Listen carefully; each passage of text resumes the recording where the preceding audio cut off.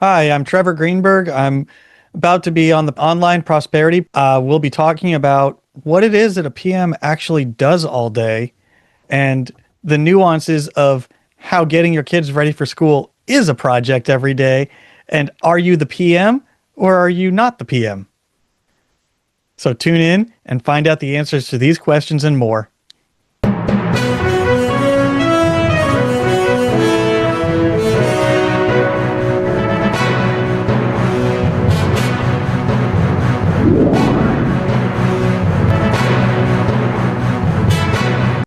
Ladies and gentlemen, welcome to yet another exciting episode of the Online Prosperity Show, the number one place for exclusive, no BS solutions and methods that actually work.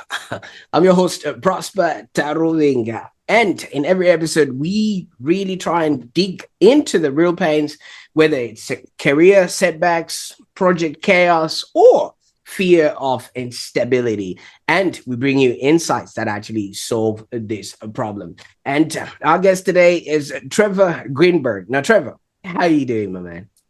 Not too bad. Yourself? I am doing fantastic. I actually wanted to start off by saying thank you for your service and everything else that you're doing, bringing joy and order into people's work, with the work that you're doing right now. I'm trying to. Great stuff. For those that are meeting Trevor for the very first time, let me just take you from underneath that internet rock you've been hiding under. So Trevor Greenberg is the brains behind the Disgruntled PM Podcast and also process-driven performance coaching.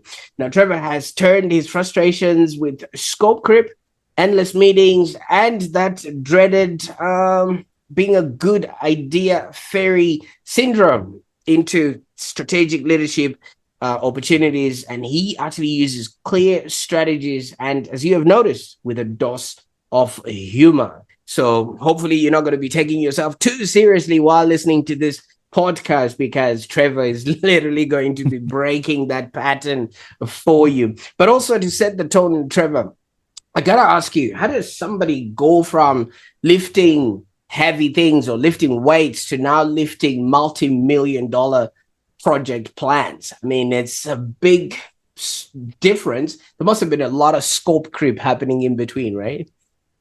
Actually, it was a little bit weird because I didn't really get into working out until after I got out of the military.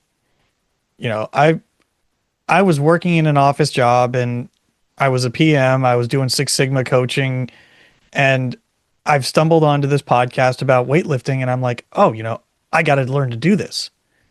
And then fast forward a little bit, I decided we just bought our first house and I was like, well, I can't work out in a commercial gym anymore because what broke me was I was squatting on a squat rack.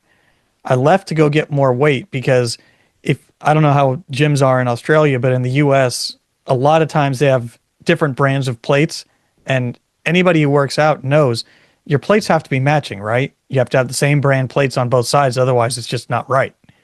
So I went to go get more weight, came back and I watched somebody take weight off my bar and I said, I can't do this anymore. And the day after we closed on our house, I had 3 pallets from Road Fitness delivering equipment to my house. And I've been a garage gym lifter ever since for almost 12 years.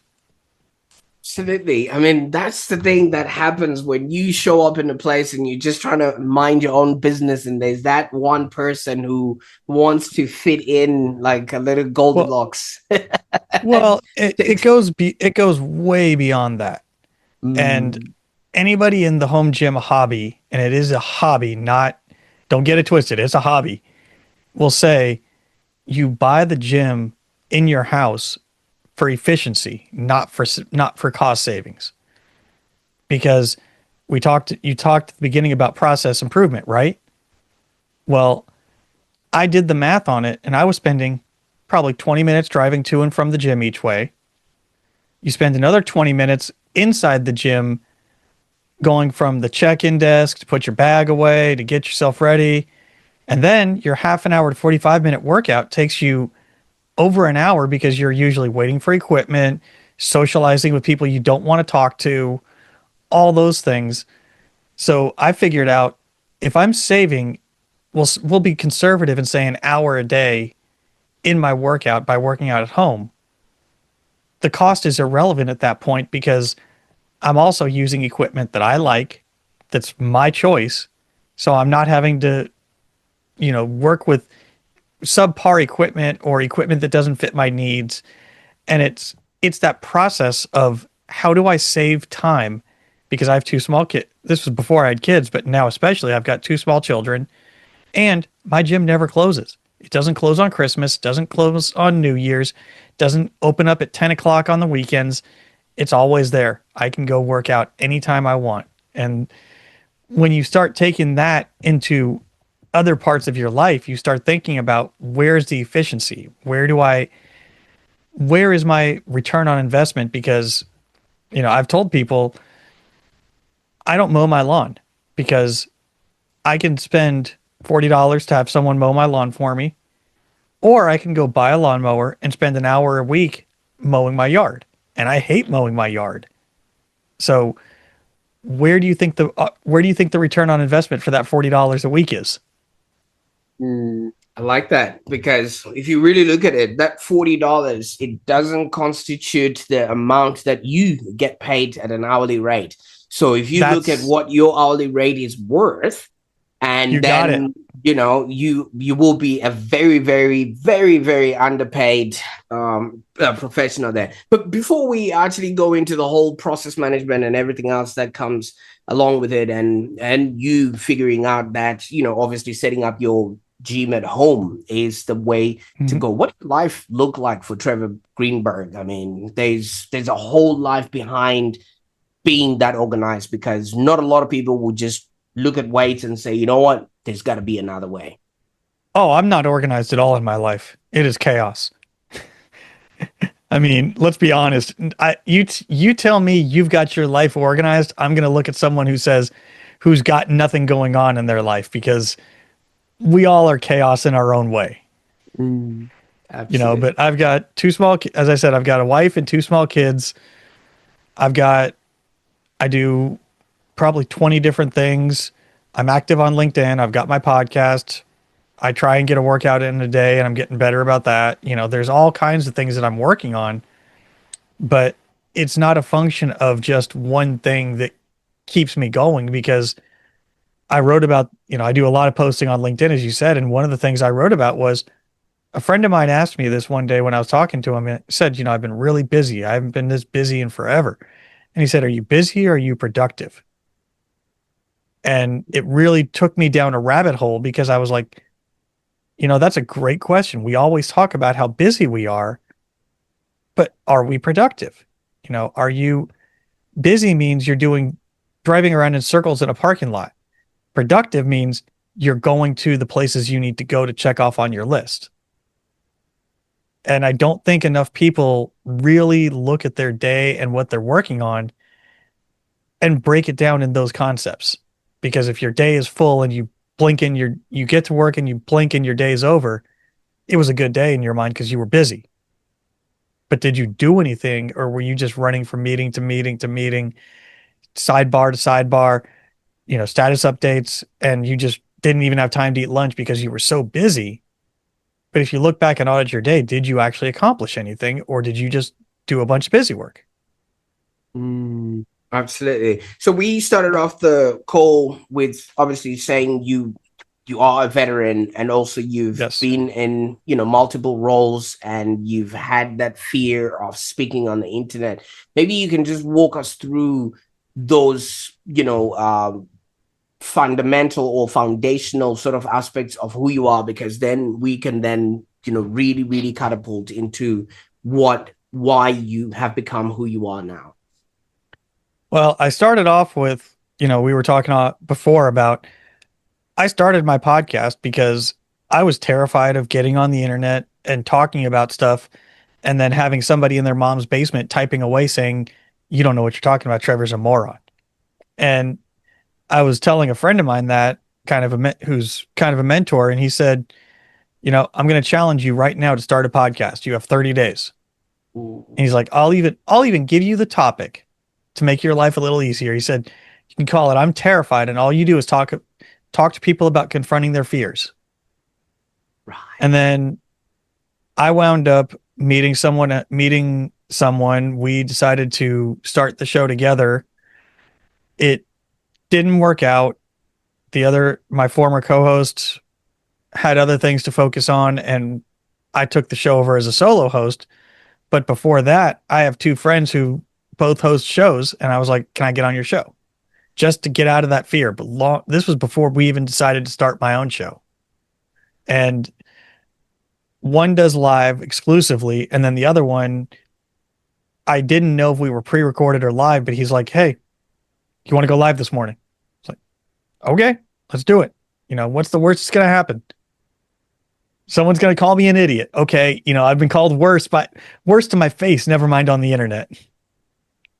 Wow. I can only imagine. So many people are afraid. I think it was Seinfeld that said, some people would rather be the person that is in the coffin than be the person that is, saying out the eulogy. People are really confronted and afraid of speaking out in public. And what were the first sort of episodes like, for you when you? Well, when I was doing the shows where I was the guest, it was friends. So I mean, it was fairly easy to do just because they were people that I talked to all the time anyway. So it was like just two friends having a conversation, except it was on the internet and it wasn't on the phone. And then when we went to the podcast with my former co-host, it was awkward for a lot of reasons, but I feel like I've kind of hit my stride as a host now that I've kind of built my voice, my audience, how I do my show, much like you. It takes some time to figure out where that message, where that push pull, so let me expand on that comes in. Absolutely. But Trevor, you've probably seen the worst in life. I mean, from infantry NCO to 82nd Airborne, and you've led Fortune 500 projects. What's a microphone and a camera? Well, it's different, because here what you say lives forever. It really does. Like it never goes away. We always hear our favorite podcast hosts always talking about how cringe their first couple of episodes were because they didn't know what they were doing. Absolutely. And even ones with hundreds of episodes, they still might not know what they're doing. Absolutely. You see, unless they delete all of the internet, this is now etched in stone. And as I mentioned, whatever you're going to say can and will be used against you, 20, 30, 40, 50, 100 years from now and things of that nature. So, but doesn't that excite you that we're the most documented generation now that, I'm not. My kids will be.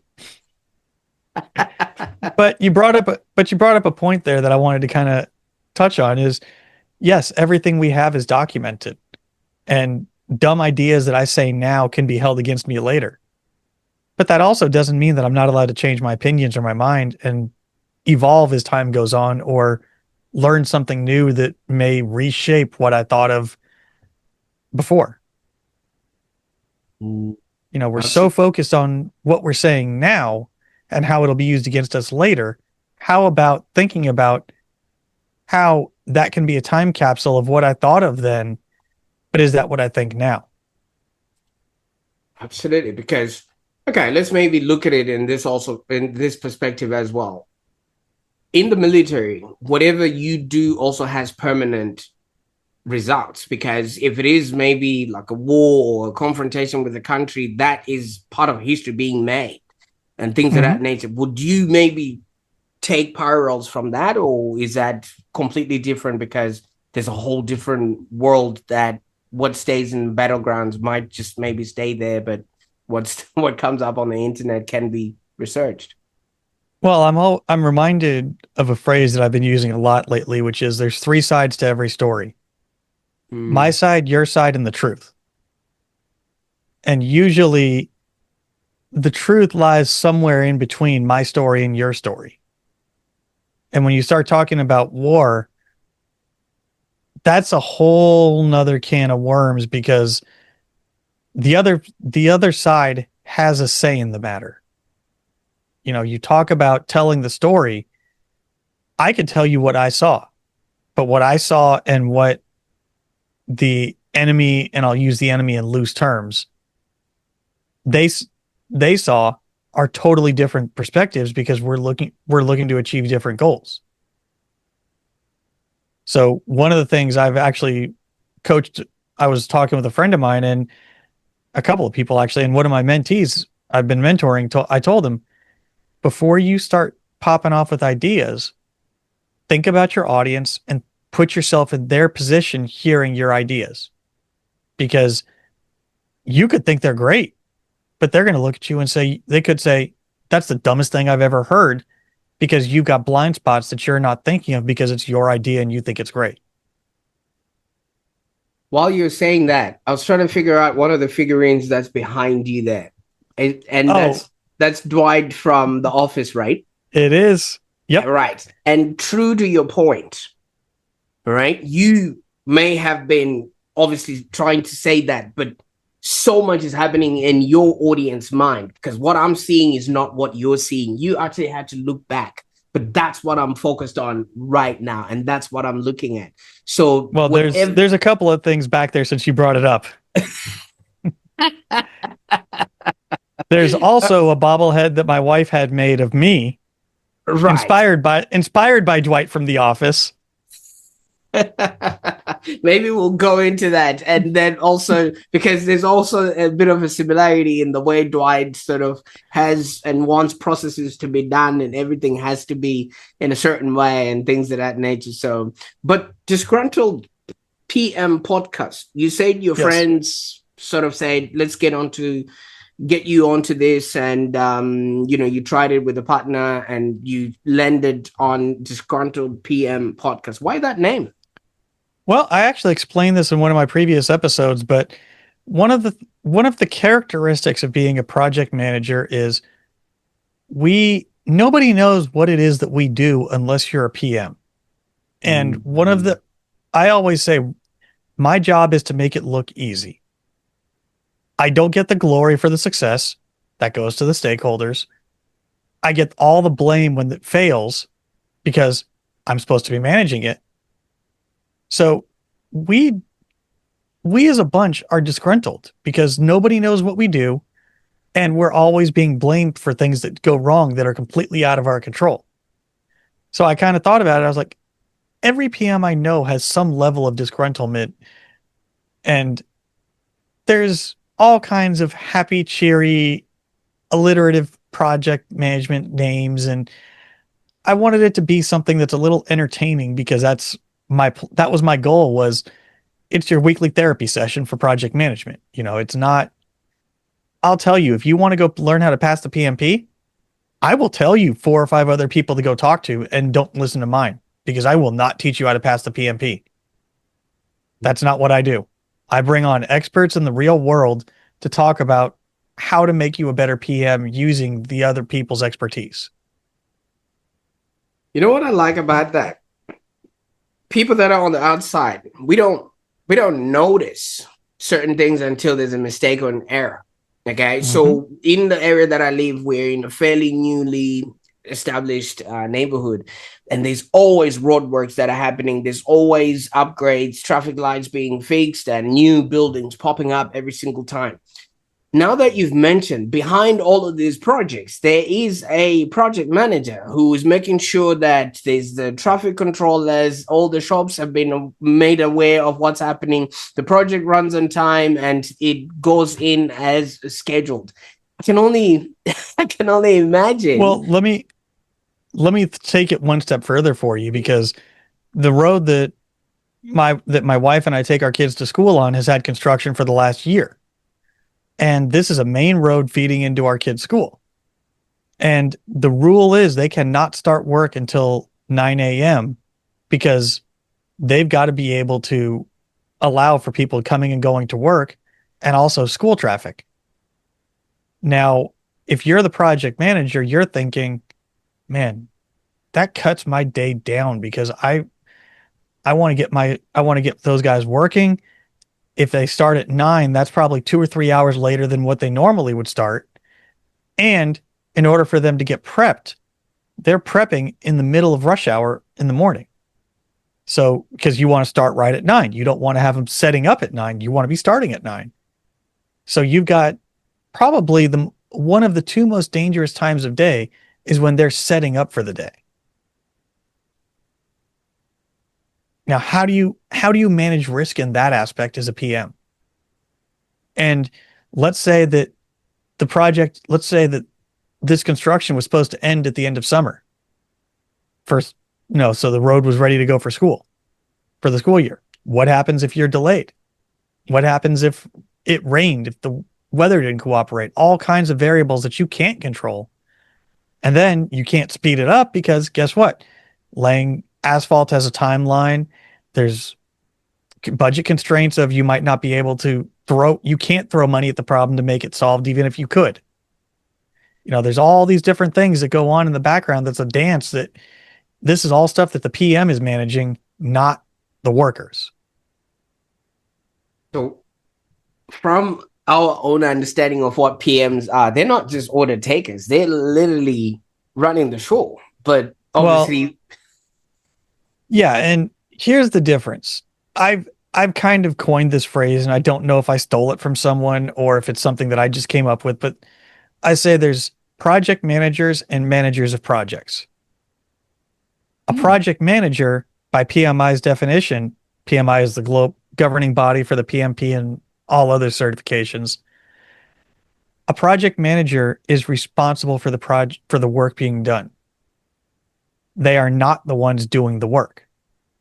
So an example I like to use is getting my kids to school in the morning.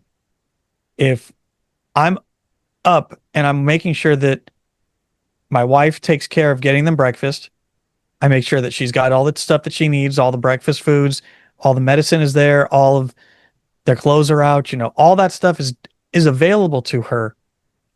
And she's the one doing the work and getting them ready for school and then she drives them to school and I stay at home. I managed the project of getting the kids to school. I was the project manager because I made sure she had everything she needed. I oversaw it. And if she needs help, let's say one kid spills something on himself and the other one needs help with, I don't know, getting dressed. Okay, I can step in and help her, but it's not my job to be making sure that everything is done by me as the PM. They are responsible for making sure the work gets done, not making sure they do the work. That. And obviously with how projects run, when things then go wrong, that's when the blame comes in now, because then... Well, and Ed, let's take that previous example again. Let's say my daughter wants, I don't know, some type of, or we'll use my son because it's an easier one. He wants a certain kind of breakfast bar, and we don't have that. And she went to the store yesterday. In this example, that's on me because I didn't make sure that was on the list to make sure that we had it available for him to have in the morning.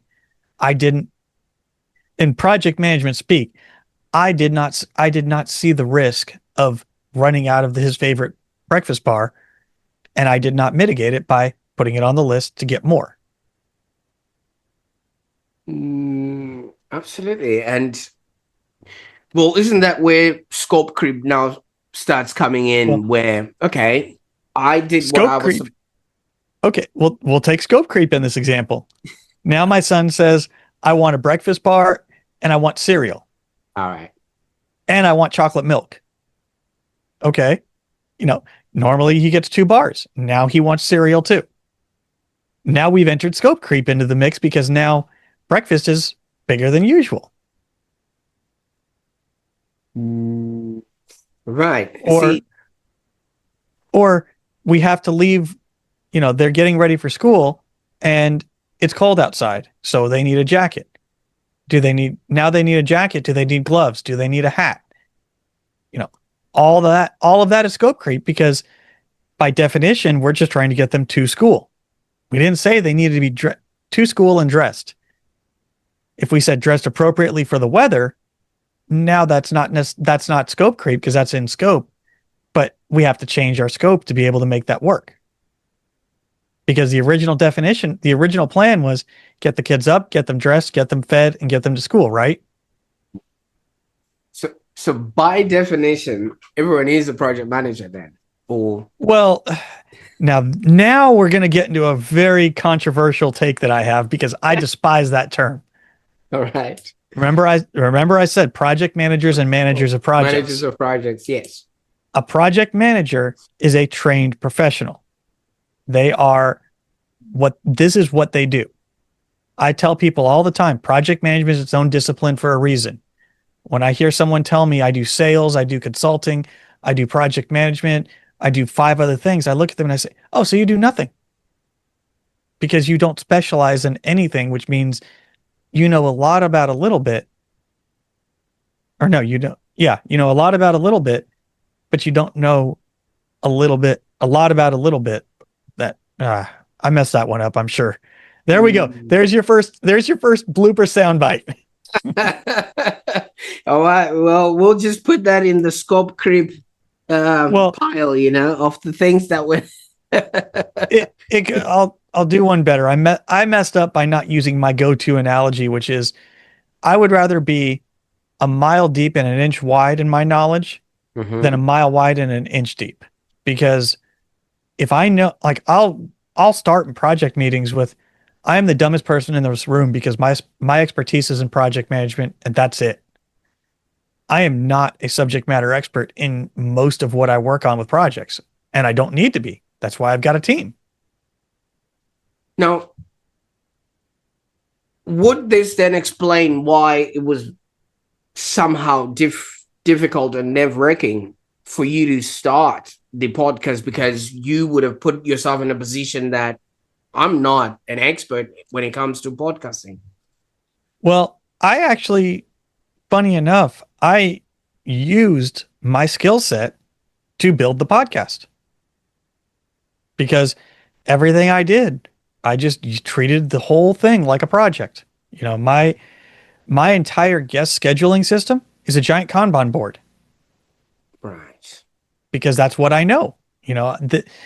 There's so many people that I've heard have come to me and said, oh, well, I've thought about starting a podcast, this and that. I'm like, okay, what's stopping you? It's easier now than ever to start one. The technology far surpasses anything anyone could ever think of for ease of use. The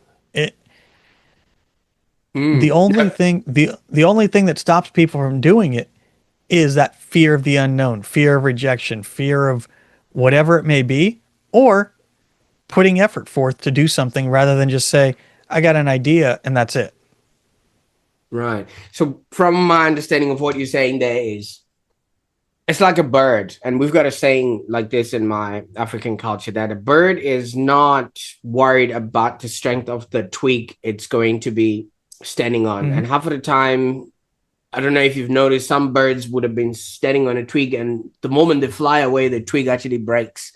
It's not because they are looking for balance from the twig, but they are confident of the wings that they have because they could always fly away. Would that be the case in your approach into? Well, I would use more of the cat analogy of, we've all seen the videos of the cat that jumps, and you watch the video and you're like, oh no, he's going to fall.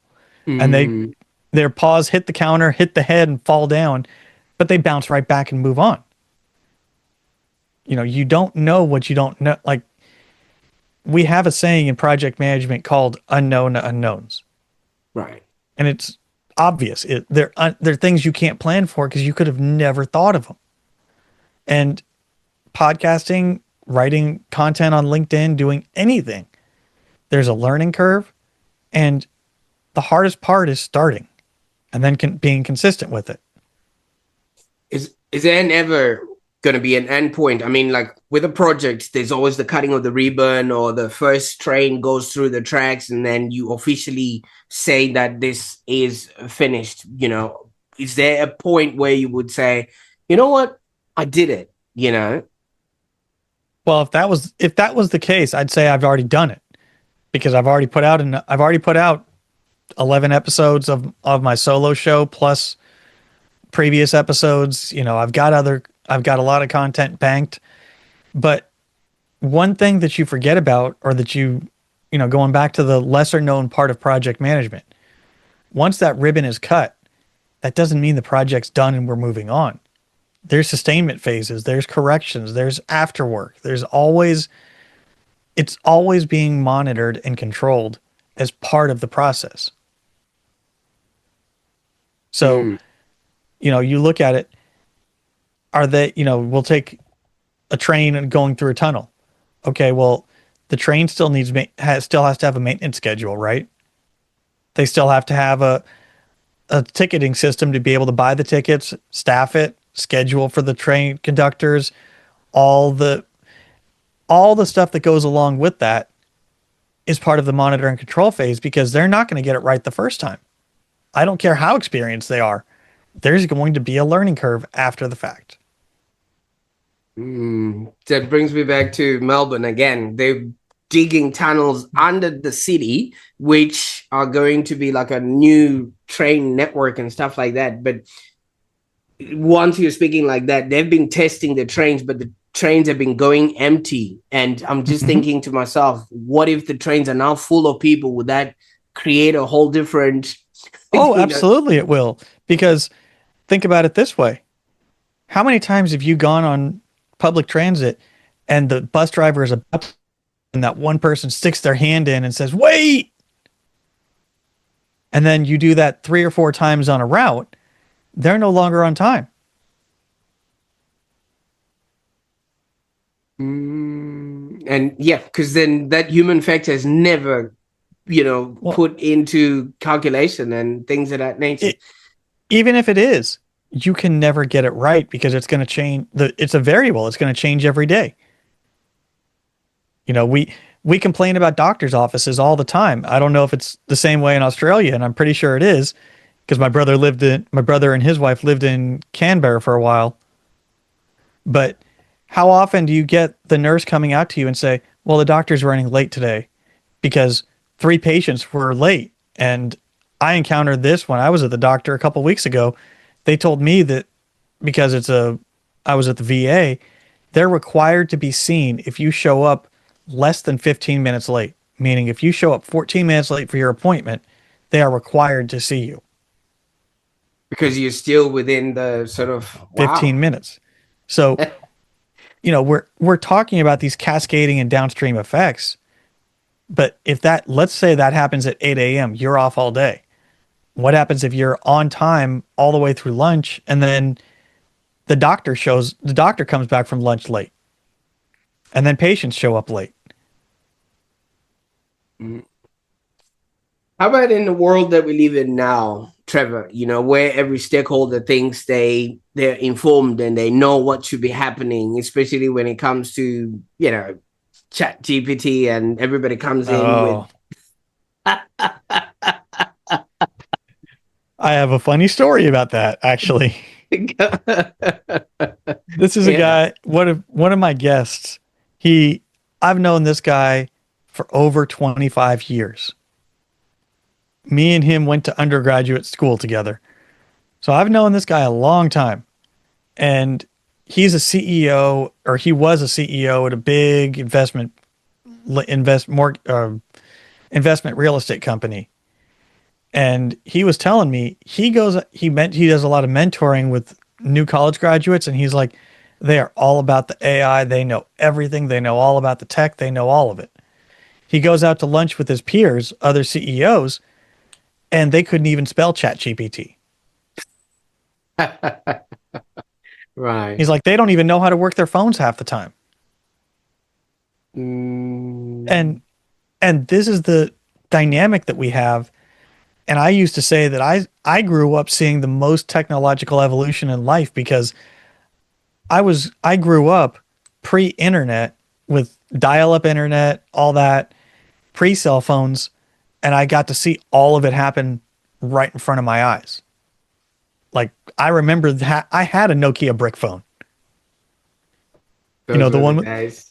those little Nokia phones that we used to pay the $10 and have like 20 different colored faceplates for with Snake on it. Yeah, I had that too. And you know, now we look at iPhones and my nephew, we went to, this is going back a couple of years, but my nephew, who I think he was 5 or 6 at the time, we went to a family get together at a state park down by the river. And he goes up to my wife, and the first thing he asks her is, "What's the Wi-Fi password?" And in true my wife fashion, she looks at him and says, "It's go be a kid and play." I like that. I think I should change my password to go be a kid. For Well, all the my little cousins that come and want to just use the internet. my guest network is get off my LAN. Woo! That is amazing. That is amazing. But you know, when it comes to obviously project management, like we're saying, they are the backbone to make sure everything is happening smoothly, but they get the least amount of credit. How does one literally demand what they're worth? Because if they're not there, things don't move and things of that nature. Not necessarily demand, but how do somebody who is in that position really adopt a mindset of their work matters in this space? Lots of therapy. So they need to listen No, to your podcast no, then. no, no, no. I think that it goes back to that concept of project managers and managers of projects. You know, Right. project managers, in my mind, are professionals. We are professionals at our craft of project management. We're educated, we have experience, we know what we're doing. And as I said, we make it look easy. And everything you just talked about, you described a project manager because we don't need the credit for everything that we did because we're never going to get it. And if we do get it, then we're loudmouths and being cocky and, you know, all that stuff. But what we do is we make the job look easy. And that's where the skill set comes in because there's a ton of soft skills that are never mentioned in any of the books that PMs just learn through trial and error. Like we are, by definition, we are communicators. Right. I say we're conduits of information upstream and downstream because I have to be able to talk to the most technical of technical subject matter experts and then take what they told me and translate that to somebody who just wants high level details of, are we on budget? Are we on task? Did Steve get that? Did Steve working with you? You know, and everywhere in between because we lead through influence. We don't lead through authority. Right. So if you're somebody that has a language love of praise and wants people to acknowledge you, then being a PM is not the job for you. Probably not. Probably not. Because as I said, you know, it's very, how many times have you actually heard somebody explain what a PM does in English that you go, oh, that makes sense?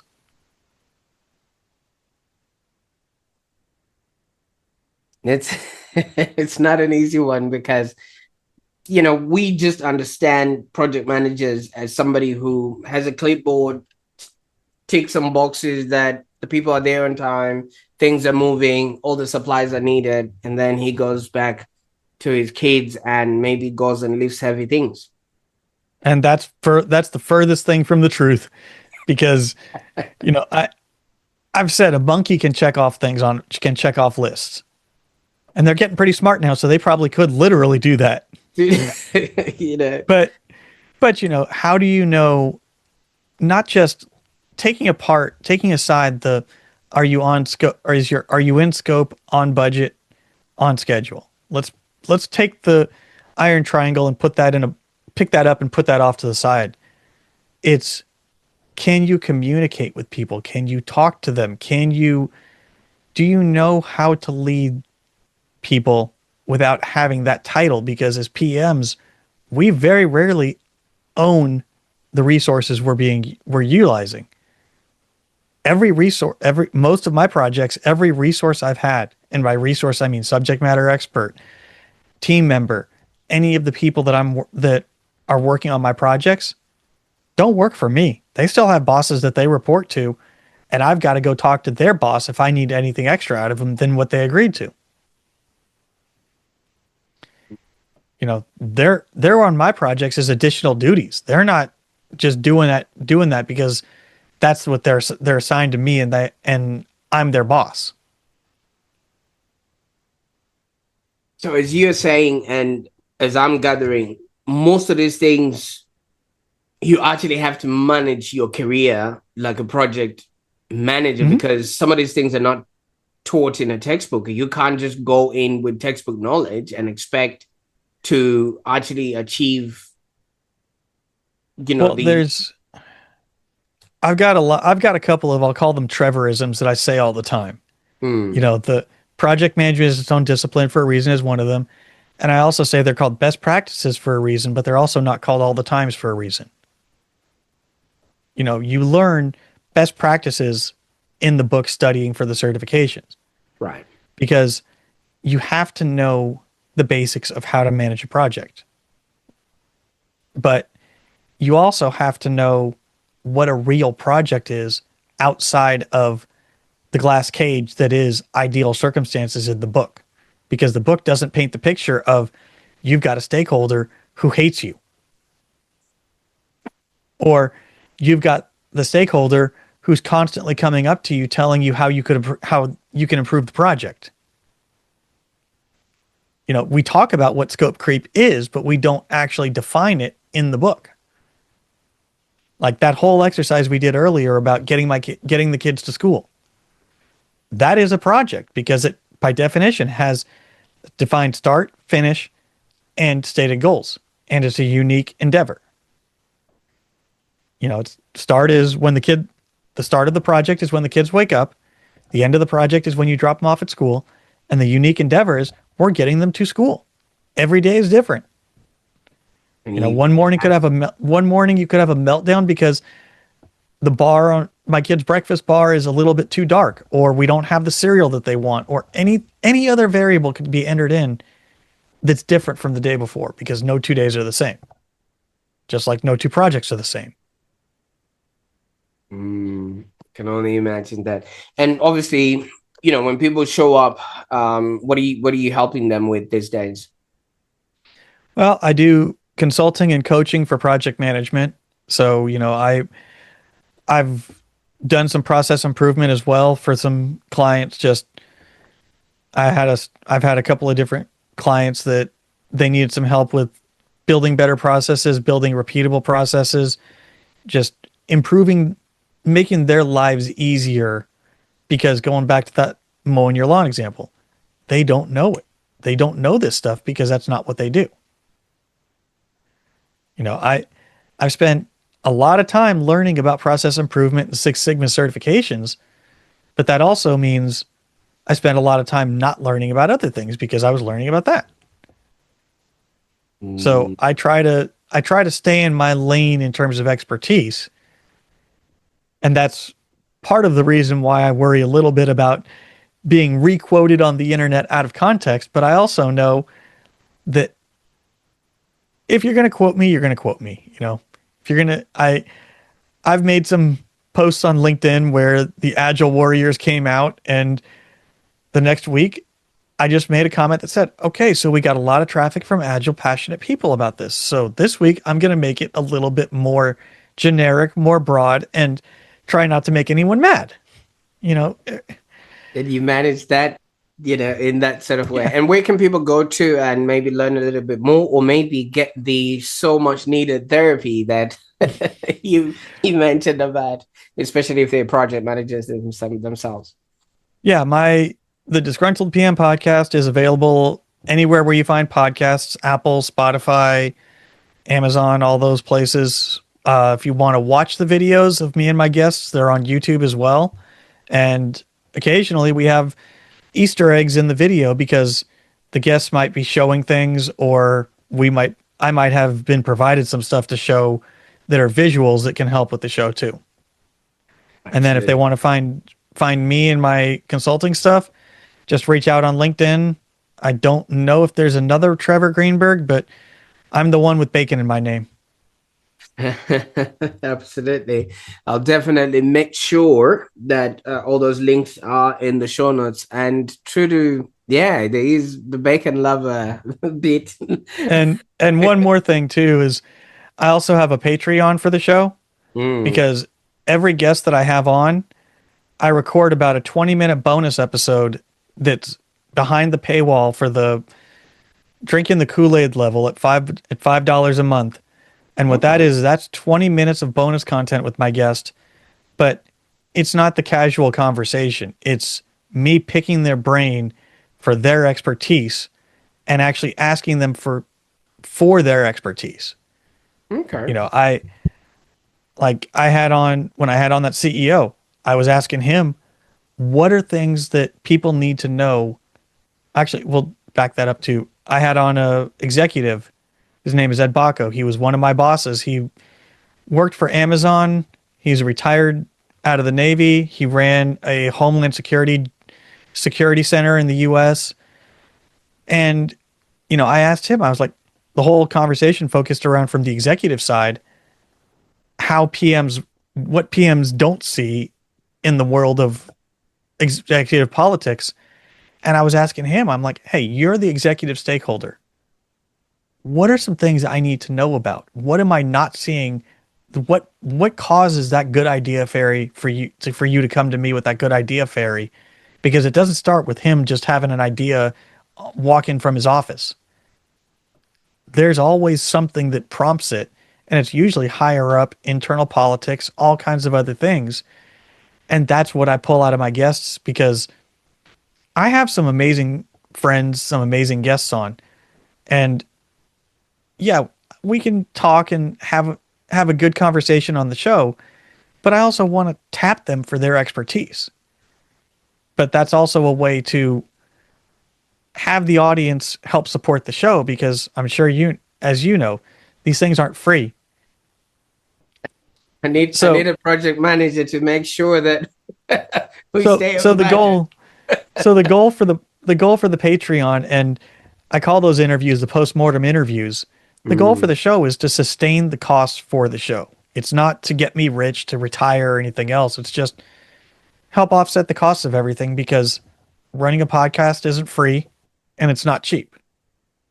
Absolutely. Absolutely. Well, see, from that alone, I've just actually learned something different. So thank you so much. And I'll put all the links to the show notes. And obviously, if you can supply us even the Patreon link, I'll be more than happy to get that going there. Now, Trevor, I mean, obviously, you know, with everything, you know, there's a time limit, there's a start, there's an end to a project, and things of that nature. But there's something that I really wanted to ask you about the Tennessee records that can no longer be broken. I mean, that alone just really yeah, tell us a little bit about that, you know. Okay, so I used to compete in the sport of Olympic style weightlifting. I did not compete in the Olympics. I was nowhere near that level, but that's the sport, is Olympic weightlifting. Right. And the gym that I went to was sanctioned to set Tennessee state records in competitions.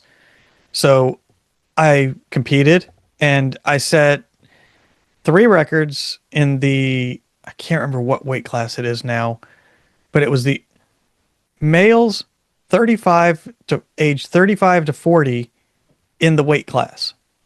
And then the governing body, both for the US and for the global Olympics, they reflagged weight classes and they changed them around.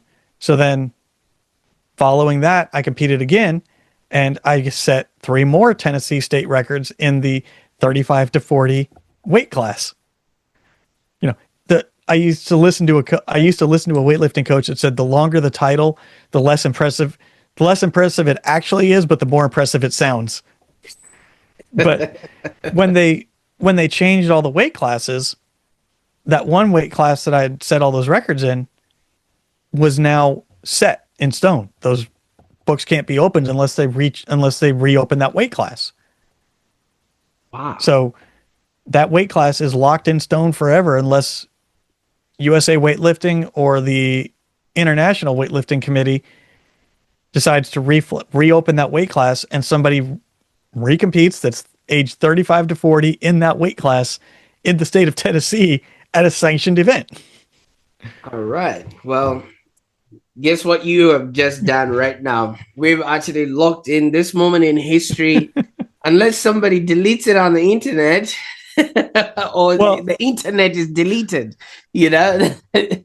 then obviously we won't have this. But I really appreciate the time that you spend with me on the call today. I mean, your life story and your experience and everything else in between, just really sheds light into, aspects of project management that a lot of people had not been paying attention to. But now that you've brought us into your world, what's next? What can we anticipate or help you celebrate in the future that we can be on the lookout for?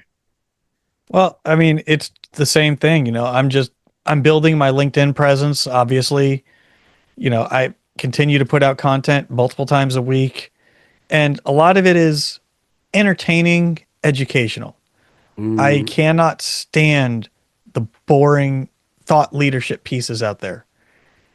I put out a piece called "Servant Leadership is Dead," because we've turned that term into a buzzword and it doesn't mean anything anymore. Everybody's a servant leader, which means nobody is. I like the edutainment spin that you're putting into this, because people are coming to the internet to get information, to be entertained, and to get stuff. And if they're getting all those hits from the one place, then obviously they stick around a little bit longer. So and I learned this fairly recently through somebody that I've learned to become a friend, is we don't have to take ourselves so seriously on LinkedIn. It is a professional platform, but that doesn't mean that we have to be wearing ascots and bow ties. We can have fun, we can be entertaining, and you can put a silly post up there. I've seen I've gotten connected into this group of people that's just the most random stuff that gets posted. And I just look at it and I go, okay, and I comment and I play along with the game on some of the comments just because why not? Absolutely. What's the worst that's going to happen? Someone's going to see that I'm sarcastic? Well, you need to be serious if you're going to be running projects, so just in case, you don't need to be serious to run projects, though. That's the thing. Yeah. You need to know when to be serious. Absolutely. Because like I said, I will say I'm the dumbest person in the room, and that starts at the top. I appreciate that. Now, Trevor, I can't thank you enough for the time that we spent on the call today. And for those that are watching and listening, wasn't that a ride? I mean, from military discipline to multi-million-dollar projects to podcasts named the Disgruntled PM, and also holding unbreakable weightlifting records. That in and of itself is something else, right? So if this episode made you nod, smile, or maybe rethink your own path, I encourage you to share it with somebody who could use a dose of realness, or maybe transformation in their career, the way they run things, or the way they handle themselves on LinkedIn. As you've heard Trevor saying, please stop taking yourself too seriously. And while you're at it, just hit the subscribe button to keep exploring all the hero's journeys that we present here on the Online Prosperity Show, because from what I've heard, in the next episode, we're going to be diving into ideas that will help you build not just a career, but also a happier existence. And I just want you to start thinking mindset shifts, life design hacks, small wins that stick. So stick around and make sure you're in our circle.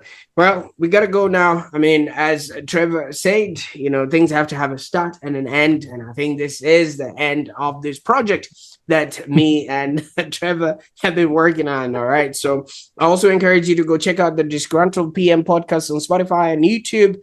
And maybe you can also break some records in your area that nobody can ever take away from you. So until next time, stay curious, stay grounded, and keep forging your own prosperity. Bye for now.